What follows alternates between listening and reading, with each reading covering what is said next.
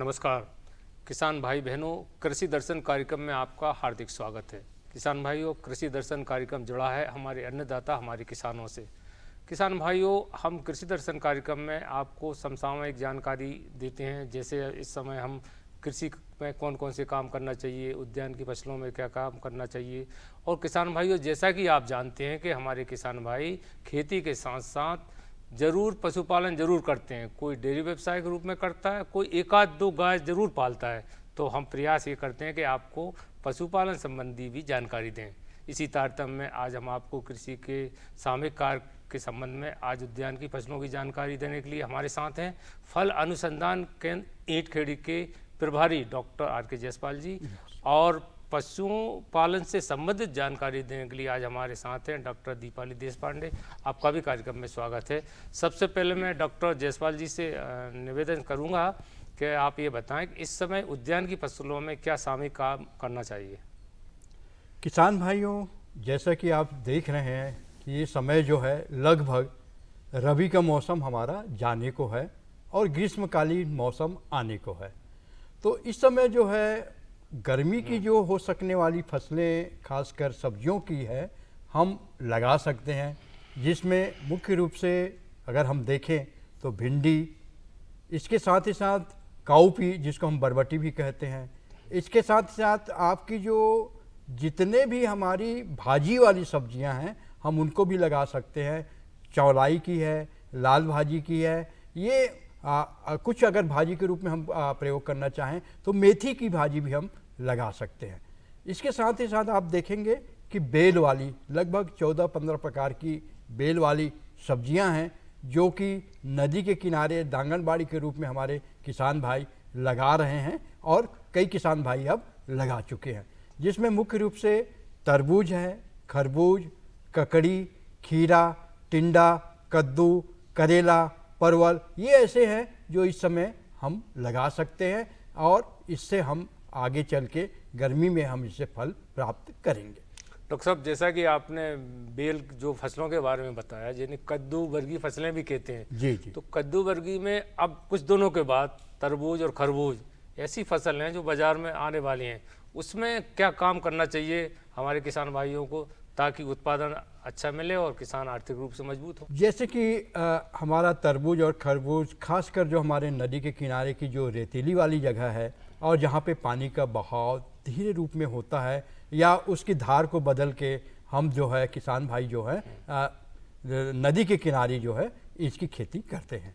तो इसके बढ़वार और वृद्धि के लिए मुख्य रूप से हमको ध्यान देने वाली बात यह है कि बहुत से किसान आजकल नई टेक्निक का उपयोग कर रहे हैं और वो जो पौधे तैयार कर लेते हैं अपने घर पे, पॉलीथीन के छोटे छोटे पैकेट्स में ये पौधे तैयार कर लेते हैं और ये जब पौधे 15 दिन 20 दिन के हो जाते हैं और मौसम जैसे थोड़ा तापमान बढ़ने लगता है तो ये तैयार की हुई मतलब जो है हमारी रेतीली जो जहाँ पर खेत जैसा बना लेते हैं, क्यारी बनाते हैं और उसमें जो है गड्ढे करके उसमें गोबर की खाद डाल के इस समय जो है उसको स्थानांतरित करने का कार्य चल रहा है। और इसके बाद अच्छी बढ़वार के लिए आजकल जो है पादप हार्मोन्स का भी प्रयोग करना शुरू कर दिए हैं, जिसमें यदि हमको जो मादा पुष्प ज़्यादा लाने हैं तो इस समय जो इथराइल नाम के जो पादप हार्मोन्स है जिसकी 200 ppm की मात्रा को यदि हम छिड़काव 4 से 6 पत्ती की अवस्था में करते हैं तो मादा पुष्पों की संख्या उसमें बढ़ जाती है। तो ये कार्य हमको इस समय निश्चित रूप से कर लेना चाहिए। विशेष रूप से तरबूज, खरबूज, लौकी, गिलकी, करेला और कद्दू की जगह लगाए हैं और 4 से 6 पत्ती की अवस्था हो गई है तो हमको इसमें छिड़काव जरूर कर देना चाहिए, जिससे आगे चल के 30 से 35 दिन के बाद इसमें फूल आना शुरू हो जाएंगे और इसमें हम मादा पुष्पों की संख्या को बढ़ा सकते हैं, जिससे हमारी इसमें उपज ज़्यादा हमको प्राप्त होगी। किसान भाइयों, ये सारी हरी सब्जियां हैं और हरी सब्जियों से हमारे किसान भाइयों को हरे हरे नोट मिलते हैं। डॉक्टर देशपांडे जी, जो किसान भाई, पशुपालक भाई डेयरी व्यवसाय शुरू करना चाहते हैं तो उन्हें क्या करना चाहिए सर्वप्रथम? देखिए, शुरू करना चाहते हैं तो अगर उनके पास ज़मीन है, मैंने खेती भी है साथ में, तो वो आइडियल सिचुएशन है, वो सबसे अच्छा तरीका है क्योंकि जो हमारा पशुपालन है वो मिक्स फार्मिंग के तौर पे सबसे अच्छा होता है। यदि हम उसको सिर्फ पशुपालन ही करना चाहें तो हमें उसको बाय प्रोडक्ट के साथ जोड़ना होगा, यानी फिर घी, कोई मिठाई या दही और ये सब जो उसके मिल्क के दूध के जो प्रोडक्ट होते हैं उनको बना के, खोवा, ये सब बना के भी आप उसको चला सकते हैं अगर आपके पास ज़मीन नहीं है तो। ज़मीन है तो वो सबसे अच्छा तरीका होता है क्योंकि वो अपने आपस में एक दूसरे के पूरक हैं, ज़मीन और पशु, क्योंकि जो गोबर मूत्र, इससे आप अपनी ज़मीन उपजाऊ कर सकेंगे और अदरवाइज़ आप और गाय के लिए आप वहाँ पर हरा चारा, जो आपकी फसल कट जाएगी वो आप उसको चारे के रूप में उपयोग कर सकेंगे। तो अगर हमें कुछ शुरू करना है तो और किस जगह पे आप करना चाहते हैं, यानी अगर रूरल है, बहुत रिमोट एरियाज़ हैं जहाँ पर पशु चिकित्सीय सेवाएं उतनी ज़्यादा तत्परता से उपलब्ध नहीं हैं, तो आपका जो सिलेक्शन ऑफ एनिमल है, जो आप पशु लेंगे, उसको उपयोग रखना चाहेंगे, वो ऐसा होना चाहिए जो जिसकी प्रतिरोधक क्षमता ज़्यादा हो। तो हमारे जो देशी पशु हैं वो इसके लिए बिल्कुल ठीक है। पर जब हम विदेशी क्रॉस का उपयोग करना चाहते हैं तो क्योंकि क्या होता है उसमें दूध ज़्यादा है, तो हमारे जो युवा किसान भाई जो नया शुरू करना चाहते हैं उन्हें लगता है नहीं हमें तो वो क्रॉस ही लेना है क्योंकि हमें 20 लीटर और 25 लीटर दूध मिलेगा। लेकिन अगर उनका एरिया रिमोट है, अंदर माने वहाँ सुविधाएं पूरी पर्याप्त मात्रा में उपलब्ध नहीं हैं, तो उन्हें इसका चयन नहीं करना चाहिए। यही हमारी ब्रीडिंग पॉलिसी भी कहती है। जो हमारे प्रदेश की ब्रीडिंग पॉलिसी है वो ये कहती है कि जहाँ अर्बन एरिया, जो हमारे शहरी क्षेत्र हैं, उनमें हम क्रॉस ब्रीडिंग भी कर सकते हैं, और जो हमारे रूरल एरिया है, यानी हमें ग्रामीण क्षेत्र हैं और जहाँ पर सुविधाएं इतने तत्परता से नहीं पहुँच पाती हैं, वहाँ हम अपने देशी नस्लें, जो अच्छी नस्लें हैं, जो दुधारू नस्लें हैं हमारी, जैसे साहिवाल है, गिर है, और ड्यूअल पर्पस है, थारपारकर है, कांकरेज है, हरियाणा है, मालवी भी हमारी थोड़ा ठीक दूध देती है। पर ये 3 नस्लें 4 नस्लों का हम चयन कर सकते हैं जिससे हमें 8 से 10 लीटर दूध आराम से प्राप्त हो सकता है एक गाय से। डॉक्टर साहब, जैसा कि आप जानते हैं कि सूर्य जो है उत्तरायण हो गए हैं, तो धीरे धीरे गर्मी पड़ रही है, तो गर्मियों को मौसम में जो पशुओं के बचाव के लिए किसानों को क्या करना चाहिए, वो खास तौर से जो नवजात शिशु हैं, बछड़े हैं, उनके बताएं, और क्या सामयिक कार्य करना चाहिए किसानों को? देखिए, 3 मुख्य रूप से 3 जगह पे हमें काम करना है। एक तो संतुलित आहार, पर्याप्त मात्रा में पानी और धूप से बचाव। ये 3 मुख्य चीज़ें हैं। तो संतुलित आहार, जैसे कि उनको कितना वसा चाहिए, कितना प्रोटीन चाहिए, कितना मिनरल होना चाहिए, और क्योंकि क्या होता है कि जब गर्मियाँ आती हैं तो हरा चारा उपलब्ध नहीं रहता है, तो हरे चारे के द्वारा भी उनमें पानी जा रहा होता है। पर जब हरा चारा नहीं होता, सिर्फ सूखा चारा दे रहे हैं, तो उनकी पानी की जो आवश्यकता है वो बढ़ जाती है, और हम उसको नाप नहीं पाते। हम एक चीज़ पिलाते हैं कि इतना पिलाना है, पर वो पर्याप्त नहीं हो पाता है गर्मियों में, तो वो पानी की कमी धीरे धीरे होके उनको जो नुकसान पहुंचा सकती है। और उसको छाया में रखना, जब धूप बिल्कुल उस पर होती है, जैसे 12 से 4 बजे का टाइम, जिसको 11:30 से 4, 4:30 का टाइम है, जब धूप बहुत तेज़ होती है, तब कभी भी पशु को धूप में डायरेक्ट नहीं छोड़ें। अगर उनको पेड़ के नीचे, अगर हमारे पास व्यवस्था नहीं है शेड की, तो कम से कम जो छोटे किसान हैं 1 या 2 जानवर रखते हैं, तो पेड़ों के नीचे उनको उतने समय के लिए ज़रूर बांधना चाहिए, क्योंकि डायरेक्ट जब हीट का एक्सपोजर होता है तो नुकसान ज़्यादा होता है जी। और बोरों का उपयोग किया जा सकता है, जहाँ पर हम बांध रहे हैं, तो जो हमारे जूट के बोरे होते हैं उन्हें गीला करके, और क्योंकि हवाएं तो चलती हैं, लू चलती है, पर वो जब बोरों के थ्रू आती है तो वो ठंडी हवा के रूप में आती है, तो उनको नुकसान नहीं हो पाता है जी। किसान भाइयों, हर चीज़ का अपना एक वक्त है। अब वक्त है एक छोटे से विराम का। आइए विराम लेते हैं, फिर नई जानकारी आपको विराम के बाद देते हैं। अरे सुन तो। मुझे क्या सुनाना चाहते हो? जो सुनाओ मेरी सौतन को। किसको? अरे वही तुम्हारा मोबाइल फोन, जिससे सुबह शाम दिन रात चिपके रहते थे और कहते थे किसान कॉल सेंटर से बातें हो रही हैं। अच्छा, ये बात है। हाँ, क्यों, क्या हुआ? अब बात नहीं होती क्या? अब तो झट से बात हो जाती है। संबंधी समस्याओं का अपनी भाषा में तुरंत हल पाने के लिए पूरे भारत में किसी भी फोन से हेल्पलाइन नंबर पर संपर्क करें। किसानों का दोस्त, किसान कॉल सेंटर।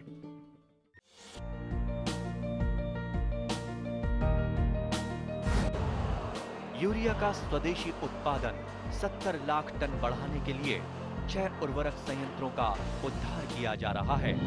FCIL के गोरखपुर, सिंदरी, तलचर और रामागुंडम संयंत्र, HFCL की बरौनी इकाई और BVFCL की नामरू फोर्थ। सोने पर सुहागा ये है कि देश में अब बनेगा सिर्फ नीम लेपित यूरिया, क्योंकि इससे होगा किसानों का फायदा ही फायदा।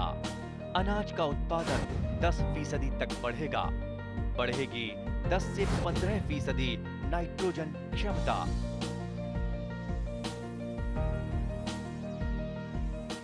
डॉक्टर जसपाल जी, मैं आपसे ये जानना चाहूँगा कि जो छोटे पौधे हैं जिन्होंने फल उद्यान लगाए, बगीचे लगाए, उनमें क्या सामूहिक कार्य करें हमारे किसान भाई? इस समय जैसे कि अभी अब गर्मी प्रारंभ होने जाने हैं, तो जो नए पौधे जो इस साल के जो रोपित किए हैं, इसके लिए निश्चित रूप से हमको जो है जल की व्यवस्था, सिंचाई जल की व्यवस्था जरूर कर लेना चाहिए। आजकल आपने देखा है कि बहुत से हमारे फीचर मेथड्स भी आ गए हैं सिंचाई करने के लिए। जो ड्रिप हमको चढ़ता है 1 लीटर वाली, तो वो जो ड्रिप के बॉटल जो बच जाते हैं प्लास्टिक वाले, तो हम उसका भी प्रयोग कर सकते हैं और उसको जो है ऊपर एक बांस की डंडी लेकर गड़ा दें और ऊपर ड्रिप जो बॉटल है उसको रख दें, उसको उल्टा करके उसकी पाइप नली से सुई में हम जो है उसके बगल में 4 इंच दूर में हम जो जड़ क्षेत्र में हम उसको लगा सकते हैं। तो ये फीचर मेथड है। इससे अच्छा मेथड जो है हमारा ड्रिप का है, जिसको टपक सिंचाई कहते हैं। लेकिन कम पानी आपके पास में है और पौधे को हमको जीवित रखना है, तो दोनों मेथड का प्रयोग कर सकते हैं। दूसरी बात यह है कि यदि हमारे पास थोड़ी सी जल की मात्रा ज़्यादा है, तो हम जो है कवर क्रॉप के रूप में मक्का लगा सकते हैं। तो मक्का आप देखेंगे कि इसकी ऊंचाई बढ़ेगी और हमारे जो नवीन रोपित पौधे हैं तो उसको जो है सीधा गर्मी से या आने वाले समय में तापमान इकट्ठा बढ़ता है तो उससे बहुत बचत होगी और इससे फायदे 2 होंगे। पहला तो ये है कि हमारा पौधा जो है जीवित रहेगा, उसके पत्तियां नहीं झुलसेंगी। दूसरा फायदा ये होगा कि कुछ मक्के के हमको भुट्टे भी मिल जाएंगे, जिससे हमको अतिरिक्त आमदनी भी इससे मिल सकती है और ऐसे गर्मी के समय में जो है नवीन रोपित पौधों को हम बचा सकते हैं। डॉक्टर साहब, अभी आपने बताया कि क्रॉप कवर क्या है, क्या इसका प्रयोग उद्यान की फसलों में किया जा सकता है? बहुत अच्छी इसका प्रयोग कर रहे हैं उद्यानिकी में। क्रॉप कवर का मतलब ये है कि आपका ऊपर बड़ा वृक्ष है आपके, उसके नीचे आपका एक छोटा जो है पौधा है, फिर जमीन पे ऐसा 3 tier system, 2 tier system, 4 tier system जो है आजकल बहुत तेज़ी से चल रहा है। क्योंकि देखिए उद्यानिकी के लिए हमको जितनी ज़मीन मिलनी चाहिए आने वाले समय में नहीं मिलेगा। तो इसीलिए सारे प्रयोग किए जा रहे हैं कि ऊपर फॉरेस्ट्री का वृक्ष है, नीचे उद्यानिकी के वृक्ष है, उसके नीचे में हमारी जो है बहुत से श्रब्स, हर्ब और हमारी जो है ट्यूबर क्रॉप्स को हम प्लानिंग करके हम सही तरीके से अगर उसको खेतों पे लगाते हैं तो पर यूनिट एरिया का उत्पादन जो है हम काफ़ी बढ़ा सकते हैं। और ये कवर क्रॉप या टायर सिस्टम या एक दूसरे के पूरक क्रॉप में है, इसमें इतना ध्यान रखना होता है कि जल की आवश्यकता या पोषक तत्व की आवश्यकता। तो जो मुख्य फसल है उसको हमको पूरा प्रबंधन करना है।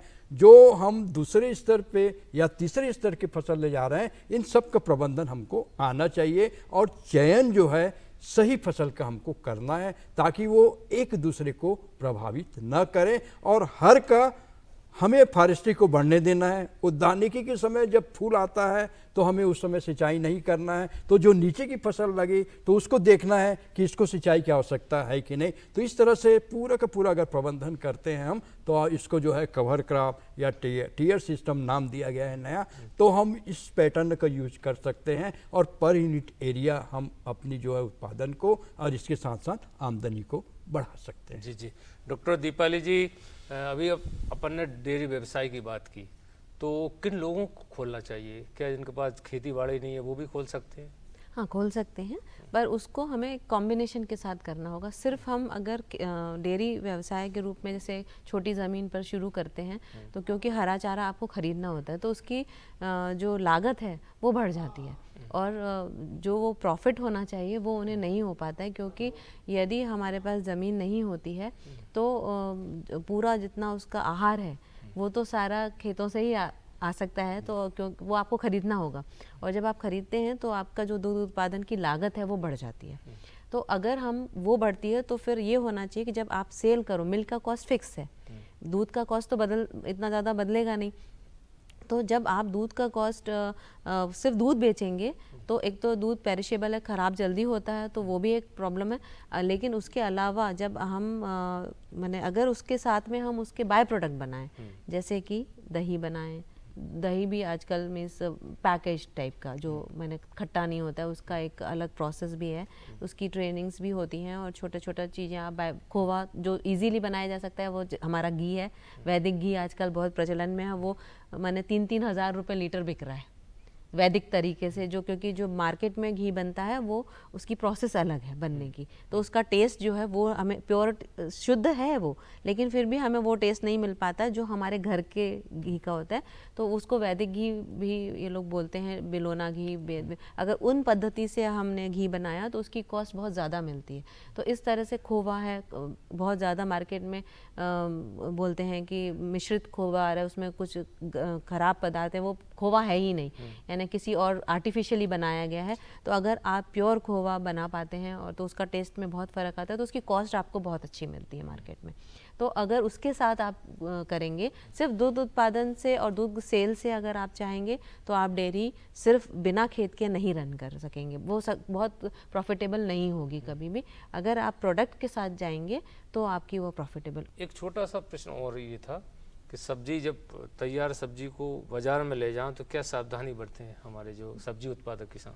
देखिए, आप ध्यान दीजिए कि जब आप रोड पे चलते हैं तो हमारी सब्जियों की स्थिति इतनी गंभीर होती है, कोई पोटली में बांध के लेके जा रहा है, कोई बाहर पटका हुआ लेके जा रहा है, कोई बोरे में भर के लेके जा रहा है, 4 लोग उसके ऊपर खड़े हैं। मतलब मैं कहूँगा, यहाँ आप स्वयं देखते हैं, इसमें कोई अतिशयोक्ति वाली बात नहीं है, लेकिन मैं ये कहना चाहूँगा कि यदि आपको सही दर प्राप्त करना है तो खेत पे हम जो सब्जी उत्पादन कर रहे हैं इसको अच्छे से पहले कटाई कर लें, छटाई कर लें, ग्रेडिंग करें, इसका बड़े वाले को अलग रखें, मझोले बीच वाले को अलग रखें, छोटे को अलग रखें। अगर इस तरह से ग्रेड बना के कैरेट पे रख के यदि हम सुरक्षित रूप से इसको मंडी तक लेके जाते हैं तो निश्चित रूप से इसका भाव हमको अच्छा मिलता है। और आप देखेंगे कि इसमें भाव इतना अच्छा फर्क पड़ेगा, थोड़ा सा मेहनत करने पे अगर ग्रेड कर लिया जाता है। आप देखें कि मॉल के जो आपके जो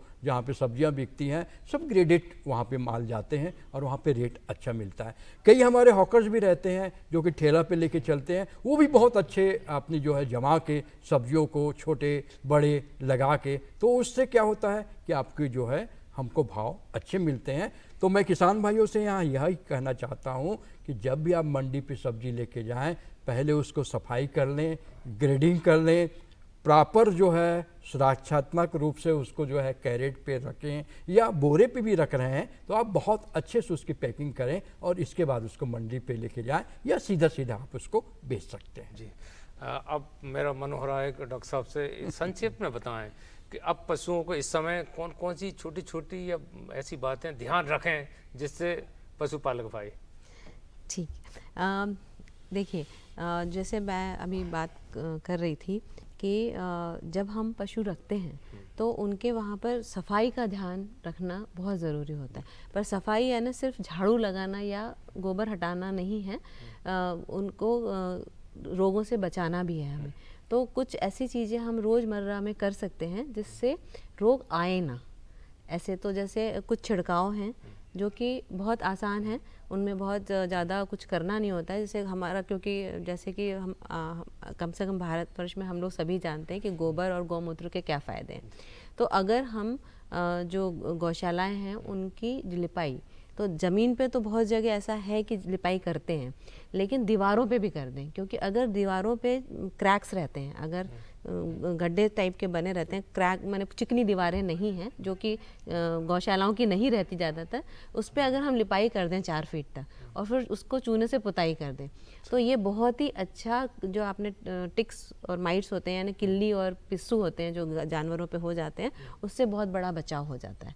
और इससे और ज़मीन पे भी अगर हफ्ते में एक बार चूना सिर्फ छिड़क दिया जाए, पाउडर वाला जो चूना आता है उससे जो जब गाय क्योंकि नीचे बैठती है तो उसके थन जब हम दूध धो लेते हैं उसके बाद थोड़े समय के लिए जो थनों की नली होती है वो खुली रहती है। तो जब वो गाय बैठ जाती है तुरंत, एक तो अवॉइड करना चाहिए कि वो बैठे ना तुरंत, थोड़ी देर ऐसा उसको बांधें कि वो बैठ ना पाए थोड़ी देर के लिए, और उसके बाद वो बैठे तो, और फिर भी कभी कभी आपके हाथ में नहीं होती है बात, तो अगर आप ये चूना छिड़काव करते हैं तो उससे थनैला रोग भी बचाया जा सकता है। तो ये एक मैनेजमेंटल प्रैक्टिस है जो हमेशा करती रहनी चाहिए। हर 10 दिन में आप पुताई करा दीजिए। जो चरियाँ जहाँ हम जिसमें उनको खिला रहे हैं, आहार दे रहे हैं, उनकी भी चूने से पुताई करना 2 फायदे देती है। पानी के टंकियाँ भी, एक तो उनको कैल्शियम की मात्रा उसके थ्रू मिल जाती है, और साथ में सफाई जो एंटीवायरल का भी चूना काम करता है, एंटीबैक्टीरियल एंटीसेप्टिक का, तो वो भी उनको उसका फ़ायदा मिलता है। तो ये एक डेली रूटीन की चीज़ हो सकती है। फिर उसके बाद जो दूध देने वाली गायें होती हैं उनके खुर बढ़ जाते हैं, और मैंने कई बार गाँवों में देखा है, हमारे देसी गायों में तो थोड़ा सा कम है, पर जो क्रॉस हैं उनमें ये प्रॉब्लम बहुत ज़्यादा आती है, जिससे दूध इतना उससे प्रॉब्लम है कि दूध उत्पादन भी उससे कम हो जाता है।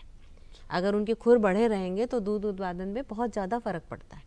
तो उनकी खुर की भी ट्रिमिंग होनी चाहिए, और वो आप कर सकते हैं। जी। तो ये रेगुलर प्रैक्टिसेस में होना चाहिए। तो करें तो निश्चित तौर से बिल्कुल बिल्कुल। डॉक्टर साहब, आपने हमारे खास तौर से पशुपालक भाइयों को महत्वपूर्ण जानकारी दी, सामयिक बहुत बहुत धन्यवाद। डॉक्टर साहब, आपने कैसे आपको धन्यवाद दूं, आपने हमारे किसानों को बहुत अच्छी जानकारी दी, बहुत बहुत धन्यवाद। तो किसान भाइयों, अभी आपने देखा कि आप किसी विशेषज्ञों की सलाह को ध्यान में रखें और अपनी सूझबूझ से काम करें। कृषि के क्षेत्र में अनेक निरंतर प्रयोग हो रहे हैं, उन्हें जानने के लिए आइए देखते हैं खबरें खेती की। नमस्कार किसान भाइयों, खबरें खेती में आपका स्वागत है। आइए नजर डालते हैं आज की खास खबरों पर।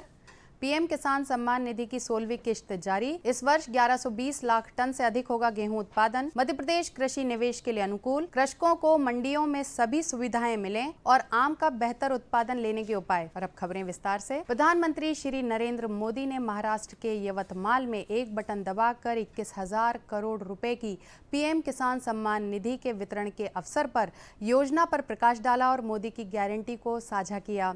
प्रधानमंत्री ने कहा कि आज गरीबों को उनका उचित हिस्सा मिल रहा है। प्रधानमंत्री ने कार्यक्रम के दौरान पीएम किसान सम्मान निधि और अन्य योजनाओं के तहत लाभ भी जारी किए। प्रधानमंत्री ने कहा कि देश के 11 करोड़ किसानों को पीएम किसान सम्मान निधि के अंतर्गत 3 लाख करोड़ रुपए मिले हैं, जिनमें से महाराष्ट्र के किसानों को 30,000 करोड़ रुपए और यवतमाल के किसानों को 900 करोड़ रुपए उनके खाते में भेजे गए हैं। वहीं इस सम्मान निधि के तहत 16वीं किश्त में मध्य प्रदेश के 79.51 लाख किसानों को 1787.12 करोड़ की राशि वितरित की गई है। अभी तक 16वीं किश्त मिलाकर 23,657 करोड़ रुपए का वितरण प्रदेश के किसानों को दिया जा चुका है। कृषि मंत्रालय द्वारा वर्ष 2023-2024 के प्रमुख खरीफ और रबी मौसम फसलों के उत्पादन के द्वितीय अग्रिम अनुमान जारी कर दिए गए हैं। पिछले कृषि वर्ष से जायद के मौसम को रबी मौसम से अलग कर दिया गया है और इसलिए इस वर्ष क्षेत्र उत्पादन और उपज के द्वितीय अग्रिम अनुमान में केवल 2 मौसम यानी कि खरीफ और रबी मौसम शामिल है। यह अनुमान मुख्य रूप से राज्य कृषि सांख्यिकी प्राधिकरण से प्राप्त जानकारी के आधार पर तैयार किए गए हैं। खरीफ खाद्यान्न उत्पादन 1541.87 लाख मीट्रिक टन और रबी खाद्यान्न उत्पादन 1551.61 लाख मीट्रिक टन अनुमानित है। वर्ष 2023-2024 में खरीफ चावल का उत्पादन 1114.58 लाख मीट्रिक टन होने का अनुमान है, जो कि 2022-2023 के 1105.12 लाख मीट्रिक टन की तुलना में 9.46 लाख मीट्रिक टन की वृद्धि दर्शाता है। मध्य प्रदेश देश का सबसे अच्छा फूड बास्केट है। कृषि, खाद्य तथा डेयरी प्रोसेसिंग उद्योगों में निवेश के लिए आज की स्थिति में मध्य प्रदेश देश का सर्वाधिक अनुकूल राज्य है। उज्जैन में आयोजित रीजनल इंडस्ट्री कॉन्क्लेव 2024 के सेमिनार में शामिल उद्योगपतियों तथा एंटरप्रेन्योर्स ने मध्य प्रदेश में एग्रीकल्चर, फूड तथा डेयरी प्रोसेसिंग के विकास एवं निवेश की अपार संभावना पर चर्चा की और इस दिशा में मध्य प्रदेश शासन की सकारात्मक उद्योग नीति की सराहना की। सेमिनार में मध्य प्रदेश के कृषि उत्पादन आयुक्त श्री SN मिश्रा ने निवेशकों से कहा कि बिना किसी परेशानी के उनको सभी सुविधाएं प्रदान की जाएंगी। उन्होंने बताया कि मध्य प्रदेश दुग्ध उत्पादन में तीसरा स्थान रखता है और टमाटर, सोयाबीन, गेहूं, मक्का, प्याज, लहसुन और हरी मिर्च के उत्पादन में दूसरा स्थान रखता है। देश की 27% जैविक खेती मध्य प्रदेश में होती है। प्रमुख सचिव ने उद्योगपतियों को बताया कि मध्य प्रदेश विविध कृषि एवं उद्यानिकी गतिविधियों में देश में अग्रणी स्थान रखता है। कृषकों के लिए मंडियां सुविधा स्थली बने, मंडियों में कृषकों को सभी सुविधाएं मिलना सुनिश्चित हों। कृषि मंत्री सह अध्यक्ष मध्य प्रदेश राज्य कृषि विपणन बोर्ड श्री ऐदल सिंह कंसाना ने गत दिनों मंडी बोर्ड के संचालक मंडल की 142वीं बैठक में उक्त निर्देश दिए। बैठक में मंत्री श्री कंसाना को मंडी बोर्ड के MD ने आवश्यक जानकारियों से अवगत कराया। श्री कंसाना ने कहा कि मंडियों को सर्व सुविधा युक्त बनाया जाए, जिससे मंडियों में आने वाले कृषकों को किसी प्रकार की असुविधा का सामना न करना पड़े। मंडियों को आदर्श मंडियों के रूप में विकसित किया जाए, जहां स्वच्छ पेयजल उपलब्ध हो, ठहरने के बेहतर प्रबंध हो और पर्याप्त सुरक्षा व्यवस्था हो। मंत्री ने कहा कि हम सभी को विभाग में ऐसे काम करना है जैसे कृषक और अन्य लोग भी हमेशा याद रख सकें। आम एक महत्वपूर्ण नकदी फसल है जो देश में प्रायः हर जगह लगाया जाता है। इसके पौधे के रखरखाव के प्रमुख बिंदुओं पर ध्यान यदि दिया जाए तो अच्छा उत्पादन मिल सकता है। इसके लिए सबसे पहले 2 कतारों के बीच की जगह में जुताई करें ताकि घास फूस हट जाए और भूमि में हवा प्रकाश का संचार हो सके। आम के फूल की अवस्था में पकी हुई गोबर खाद पौधों के सक्रिय जड़ों के चारों ओर दें। फूल आने के बाद सिंचाई पर रोक लगाकर उचित वातावरण का निर्माण करें ताकि पर्याप्त मात्रा में फल फूल लग सकें। यदि पत्तों के किनारे झुलस रहे हैं तो उसे पोटेशियम की कमी मानकर उसकी पूर्ति करें। यदि पत्तियों में पीलापन है तो नत्रजन की कमी का लक्षण मानें। निदान के लिए 1 ग्राम पोटेशियम सल्फेट या 1 ग्राम यूरिया प्रति लीटर पानी में घोल बनाकर छिड़काव करें। छछिया रोग आने की संभावना भी इस समय रहती है। पत्तियों और फूलों पर सफ़ेद फफूंद दिखती है। निदान के लिए 2 ग्राम सल्फेक्स प्रति लीटर पानी के घोल में बनाकर 2 छिड़काव 10 दिनों के अंतर से करें। तो किसान भाइयों, आज कृषि समाचारों में फिलहाल इतना ही। इसी के साथ मुझे दीजिए अनुमति। नमस्कार। फिर मिलेंगे ऐसी ही नई जानकारी के साथ, तब तक के लिए नमस्कार।